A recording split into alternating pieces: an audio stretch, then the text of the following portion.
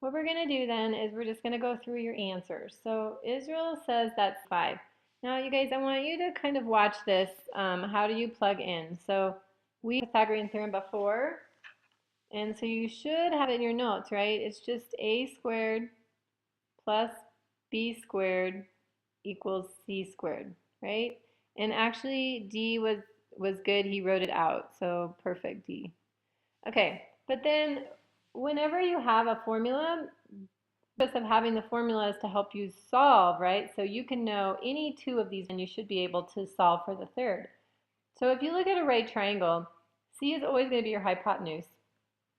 So Monique, you have A and B in your triangle, but B is down here and B doesn't have a variable. So your C should be 12 in yours, okay? So if we look at plugging in into Israel's right here, then we can call either 4 or 3A or B. It doesn't really matter. So we'll just call 3 the B, and then we can call 4, we can call that A, okay? So if I plug it into the formula, then for 4, I'm going to put in that in place of A, so it's 4 squared, right? And then in place of B, I'm going to put the 3, so that's 3 squared. And then all that will equal C squared. So the next step then is we have to just simplify what we have. So you have to know how to solve equations or simplify equations. Okay, so 4 squared, what's 4 times 4? So Israel, what's 4 times 4?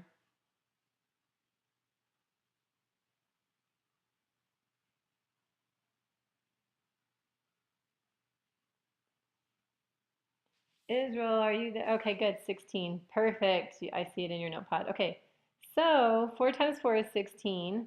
I'm just going to get rid of this real quick. 4 times 4 is 16, so we can put that there. Perfect. And then 3 squared is the same thing as 3 times 3, which is 9. Okay, so the next step is we combine our like terms. So 16 plus 9 is just 25, and 25 is equal to C squared. So if you guys remember from last time, anyone can answer this. How do you undo the square? Because I haven't solved for C yet, right? I need it to just be C, not C squared. So who remembers how to undo a square? How do you undo it? Very good, Cece. You are exactly right. Find the square root. So if I'm going to find the square root, that looks like this. Take the square root of 25 and the square root of C squared, right? You can't do something to one side without doing it to the other. Well, the square root cancels out the square, so it looks like this. Those are gone. And all I'm left with is C, and the square root of 25, Israel, is just 5. So I think, did you have 25 is what you had? Don't be so quick to erase because we can't analyze if you erase. Okay, so that's how you solve that. If you look at Notepad 2, Cece did that correctly. She basically did a squared, because there's nothing in there for a, plus b squared, which is 6, we'll make that a 6 actually, is equal to c squared, which is 10 squared. So we do the exact same thing, we just simplify with what we have. So we have an a squared here. 6 times 6 is 36, and 10 times 10 is 100. Okay, so again, all we have to do is combine like terms. So we would subtract the 36 to move it over to the 100, and we would just get a squared is equal to, what is that, like 64. So a squared is equal to 64. And just like we just finished saying, in order to undo the square, we have to take the square root. So those cancel, and Cece got 8. The square root of 64 is 8. So nice job. Nice job. Okay, so remember, keep this stuff in your notes, right? It doesn't ever go away. Pythagorean theorem for the rest of your life, for the most part. In all your math classes, you're going to use Pythagorean theorem, so it'll never go away, guys. All right, D, let's check out yours. So again, if we look at a squared plus b squared equals c squared, you said a was 12. That's totally fine. So we can use that. So we get 12 squared. You said b is 5. You're exactly right. So that would be 5 squared equals c squared. So here's what you actually did, D. You were very close, actually made a good valiant effort here. I'm just going to move this up out of the way. So if here's our work, move that over. Then if we simplify, 12 squared is 144, and you can use a calculator and do 12 times 12. 5 squared is 25. So what you got, D, was 169, which is what those two are equal to if you add them up. So you're really close. So D, what's your last step? What do you need to do for your last step?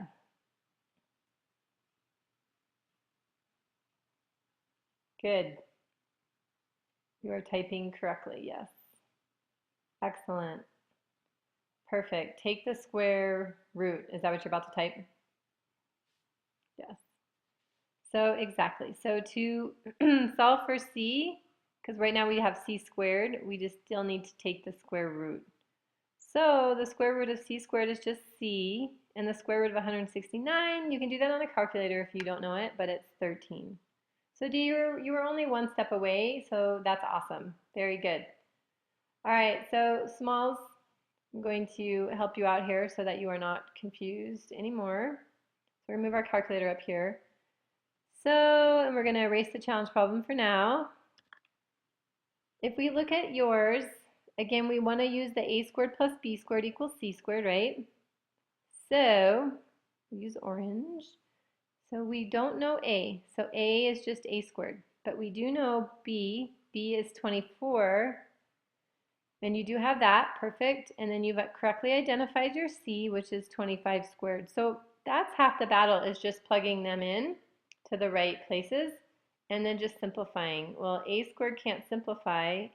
We can do 24 squared by hitting this x squared, or I can just do 24 times 24 and get 576.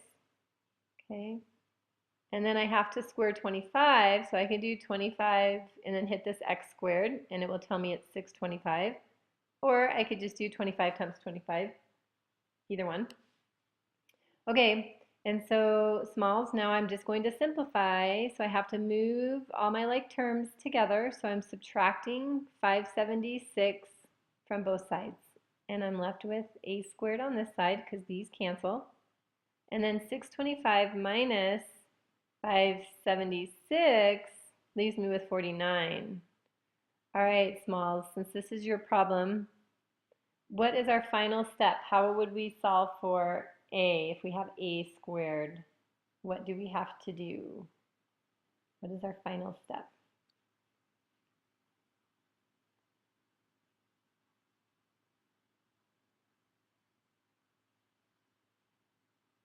Smalls, type me something in the chat if you are still here.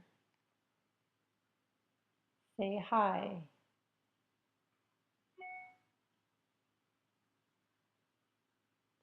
Okay, so I don't know where Smalls is, but I think everybody now by this point knows, because CC and D both said it, you just take the square root.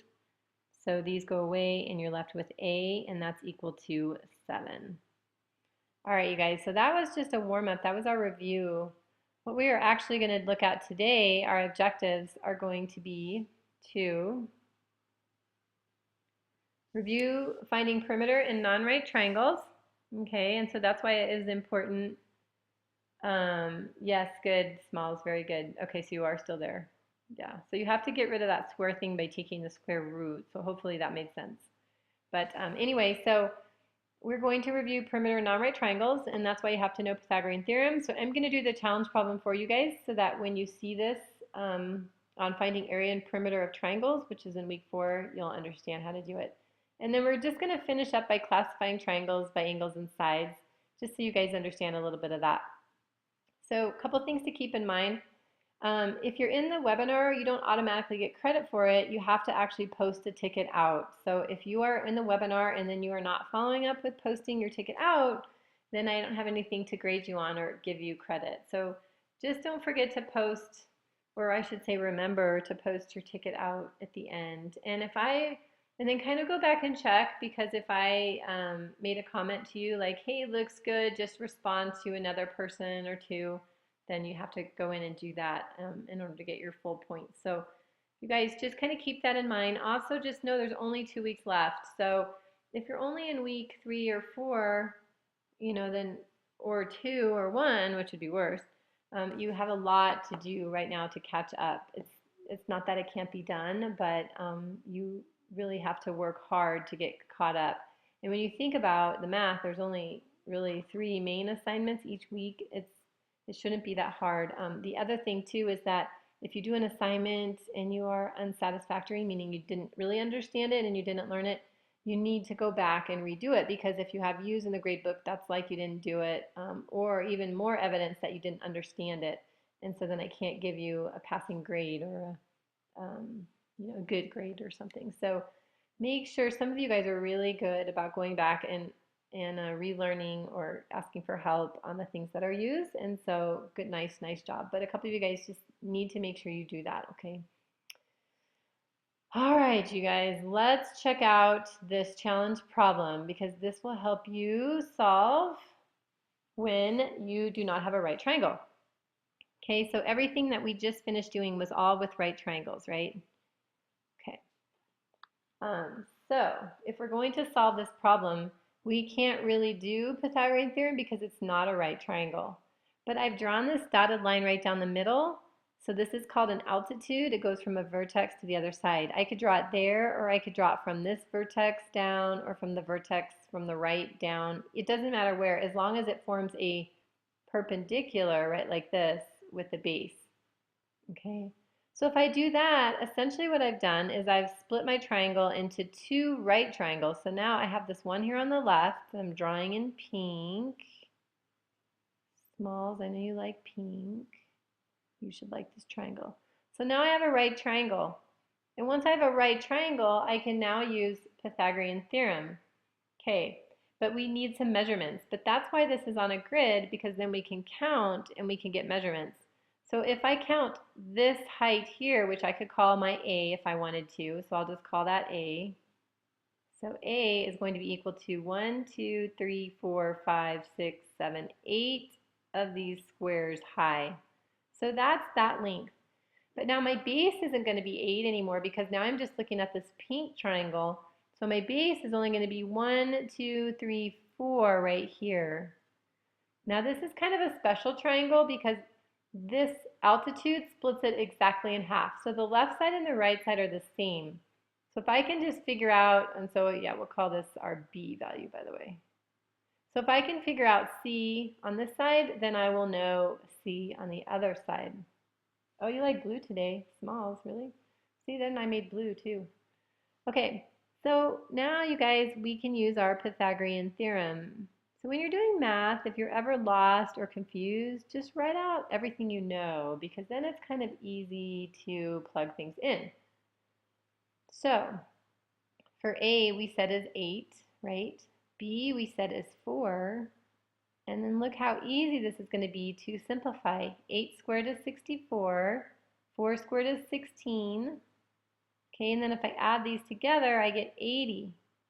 So we can't take an exact even square root, but I can still take the square root of 80.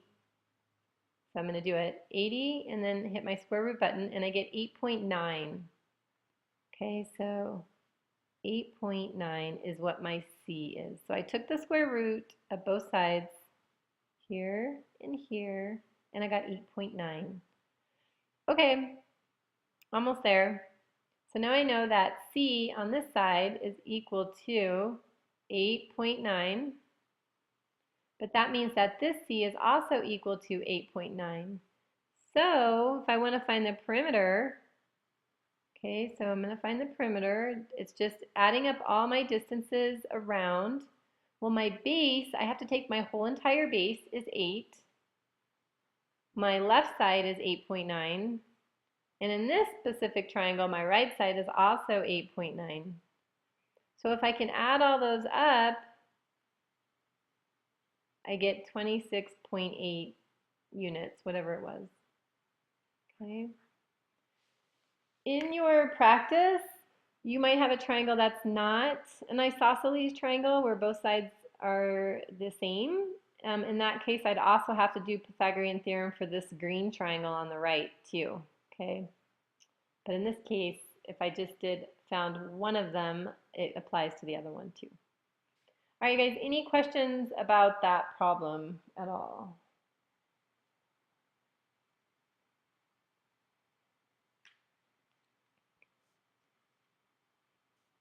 Okay, how about this, you guys? Raise your hand. Use a little hand raiser if you're okay. Okay, so Israel raised. Any CC good. So Israel and CC are good. D is good.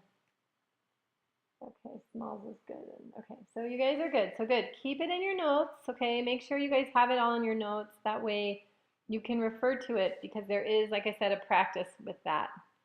All right, the last thing we're going to do before we clock out, so go to your notepads.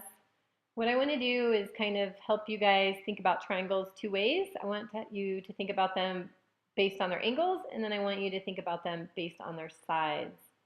So just brainstorm in your notepads, what are 3 different types of triangles if you think about angles? And also, what are 3 different types of triangles if you think about sides? So whatever kind of triangle you can think of, just type it in your notepad and I'll give you a couple seconds. So go ahead and try that. All right, Israel, so good. You are ready. So is everybody else ready? Monica Smalls, D, CC, I know you're probably ready. All right, you guys, so on the next task, so hopefully you have all these written down. On the next task, you're going to get a triangle for your notepad and you're going to need to classify it by its angle and by its side. So you need two classifications. So are you guys ready? You guys ready? Here we go. Going to move forward. All right, here's your triangle, you guys. As soon as you get it right, I'll let you go. When you go, though, make sure that you post, here, I'll show you guys, your ticket out, right? Write one thing you learned about today. Surely you've learned quite a bit today. And then respond to 2 other people's posts. You can also write a question, and you can also reflect on something you learned from somebody else's post as well. So once you finish this, I'll release you as soon as you get it right, and you can do your, oh, thanks, Smalls, yes. And then you can do your post. So this is your final task. So D is started.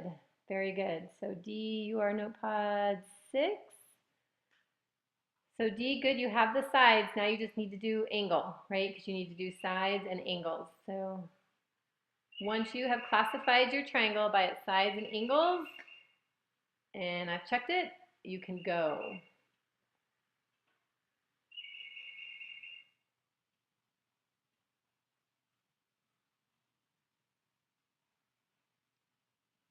And this one, if you guys can't see this one, who's in number 2? CC, that's, I'll make it a little bit bigger for you. I don't know if that helps at all. Here. And there. So CC, hopefully that helps. But this top angle, if you can see it, is 104 degrees. There. All right, Israel, let me see. So in yours, you have equilateral and acute. Good job, Israel. You can be excused. You can go. So just post your discussion out. Nice job at the end. Very good. You are done. So feel free to log out. You can leave. Bye, Israel. See you next week. Only 2 more to go. All right, Cece, you've got one. And if you can see these sides, this one is 11, this one is 15, and this one is 20. The base is 20, so I don't know if that helps. D, you're still missing your angle, the angles. Oh, Oh, I don't know. Which one do you want to do? It looks like I thought you were doing 6 actually.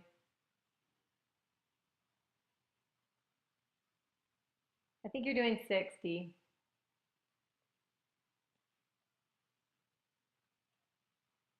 All right, Cece. Obtuse, yes, because of the 104 degrees, and scalene, yes, you are exactly right because every side is different. So it is scalene. So nice job, Cece. So you can go just make your post. You are done. Good job. Good work today. Very nice. Bye, Cece. Have a good afternoon. And so everyone is gone now except Smalls, Monique, and Dee. All right, you guys, put something down so that you can go.